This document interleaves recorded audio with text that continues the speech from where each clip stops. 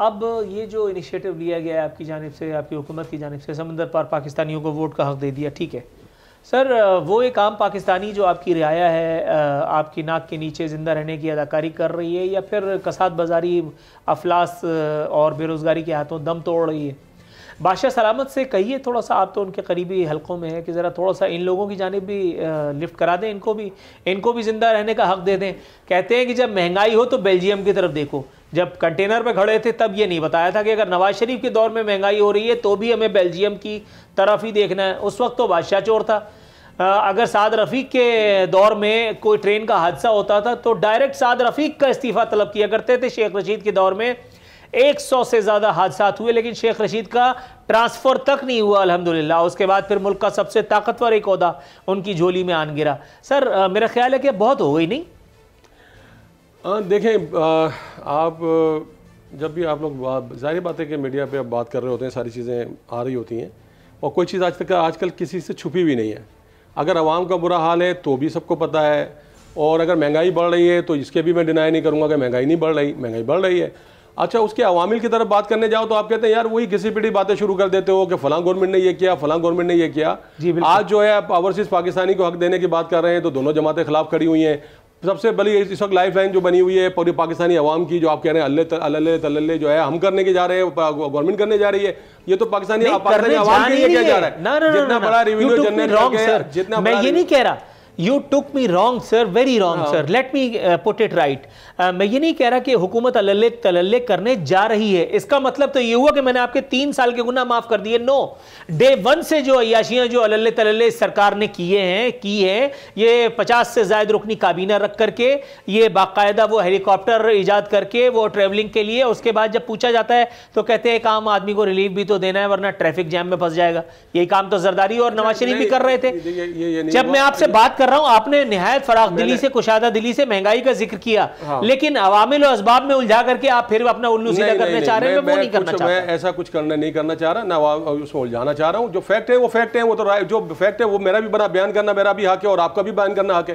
میں جو بات کہہ رہا ہوں وہ صرف اتنی بات کہہ رہا ہوں کہ یہ جو بھی چل رہا ہے، جو اوورسیز پاکستانی کا ایشوز آپ نے اٹھایا ہے، سب سے بڑا ریونیو وہ جنریٹ کر کے پاکستان بھیج رہے ہیں اس وقت، پاکستانیوں کی لائف لائن وہ بنے ہوئے ہیں۔ اچھا اگر ان کو حق دینے کی بات کریں تو اتنی سمپل سی بات کے اوپر بھی جو ہے ہماری اپوزیشن سامنے آگے کھڑی ہو جاتی ہے۔ میں نے پہلے ہی تسلیم کر لیا کہ یہ کام سگنیفیکنٹ تھا، امپیریٹو تھا، ضروری تھا، وقت کی سب سے بڑی ضرورت تھا، آپ نے کر دیا۔ اب ہم آگے چلتے ہیں، اب ہم اندرون ملک مقیم پاکستانیوں کی بات اس کے لیے ساتھ اس کو اندرون ملک پاکستانیوں کی تو بات کر رہا ہوں کہ ان کے ذریعے ایک چیز کو یہاں پر ہمارا مینیج کرنے کی کوشش کر رہے ہیں۔ جو کچھ معاملہ ہوا، آپ ایک بات بار بار بھول جاتے ہیں آپ لوگ، میں بار بار ایک بات کو ریمائنڈ کراتا ہوں کہ نواز شریف گورنمنٹ میں یا زرداری گورنمنٹ کے اندر جب پے بیک کا معاملہ تھا، ان کو کتنا ریلیف IMF نے دیا ہوا تھا، کتنی ری پیمنٹ انہوں نے کرنی تھی، ان کو کتنا معاملات ان کو دینا تھا، سود کی مد میں، قسطوں کی مد میں کتنے پیسے انہوں نے دینے تھے۔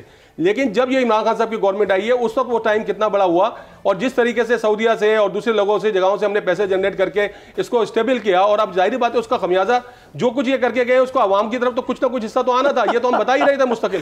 لیکن آپ یہ سمجھیں کہ 3 سال کے عرصے کے اندر دودھ و شہد کی نہریں نہیں ہو گئی، بالکل قانون جو ہے قانون سازی کرنے کی گنجائش بھی نہیں ہے۔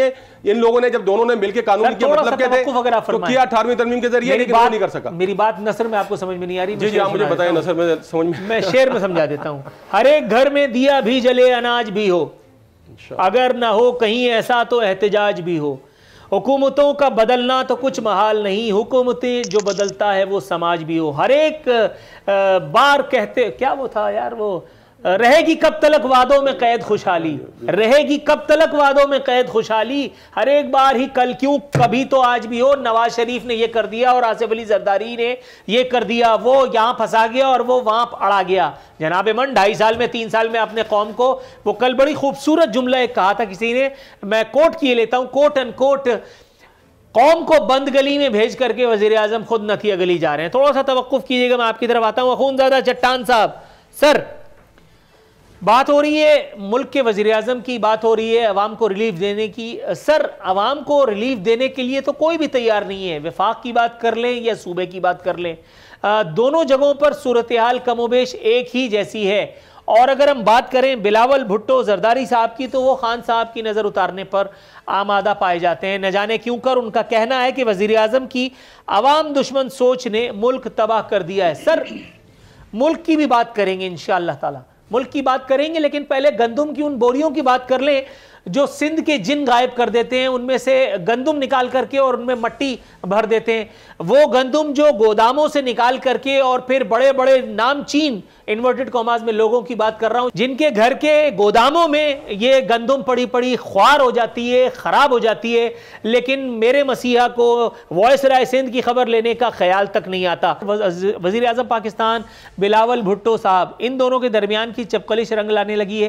وزیر اعظم پاکستان پر ہدف تنقید فرماتے ہوئے بلاول بھٹو صاحب نے کہا ہے کہ وزیر اعظم کی سوچ نے ملک کو تباہ کر دیا. میں نے یہ پوچھنا تھا خونزادہ چٹان صاحب آپ سے کہ ملک کی بھی بات کیے لیتے ہیں، ملک کو بھی انشاءاللہ تعالی ہم ڈسکس کریں گے، لیکن سر پہلے صوبہ سندھ کی خبر اگر بلاول بھٹو نے لے لی ہوتی، جہاں گودام میں پڑے پڑے گندم سڑ جاتی ہے، جہاں عوام کے حصے کی گندم بڑے بڑے لوگوں کے گھر کے گوداموں میں پہنچا دی جاتی ہے، وہ گودام جہاں سے اس کو کبھی باہر مارکیٹ کا منہ دیکھنا نصیب نہیں ہوتا، وہ جو کرپشن جس کی بات ہم کرتے ہیں تو پھر یہ کہا جاتا ہے کہ ہم عدالتوں سے بری ہو جاتے ہیں.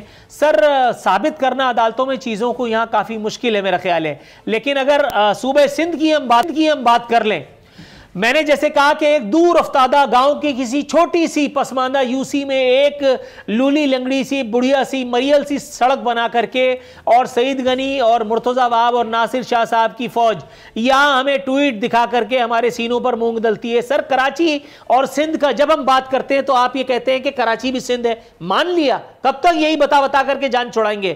لیکن سر کبھی سندھ میں کراچی کو شامل سمجھ کر کے یہاں کبھی بھلا کر دیں.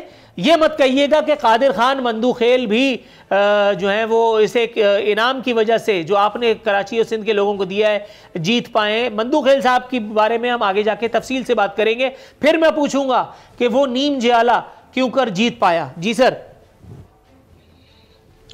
دیکھیے جی نور اللہ عارفین صاحب، اگر کراچی کو ان کا پورا حق نہیں مل رہا ہے اور اگر کراچی میں کام نہیں ہو رہی ہے تو کراچی میں ایک پارٹی کے 13 ایم این ایز ہے اور 22 ایم پی ایز ہے، اور وہاں پہ دوسری پارٹی کی بھی 15-16 ایم پی ایز ہے اور اس طرح کے 5-6 ایم این ایز ہے.